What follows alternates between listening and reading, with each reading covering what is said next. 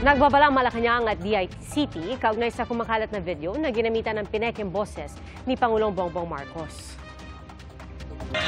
We must not allow the other nation to abuse our rights and sovereignty within our territory.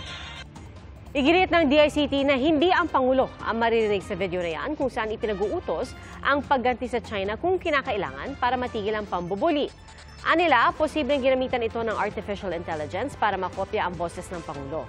Tinawag namang deep fake ng palasyo ang video. Apela nila sa publiko, maging mapanuri. Ipinatanggal na ng DICT ang naturang video sa YouTube pero may ilang kopya pa rin na kumakalat online. Makikipag-ugnayan ng DICT sa PNP at NBI para matukoy kung sino ang nasa likod nito. Mga kapuso, sama-sama tayong maging saksi. Mag-subscribe sa GMA Integrated News sa YouTube at para sa mga kapuso abroad, samahan niyo kami sa GMA Pinoy TV at sa www.gmanews.tv.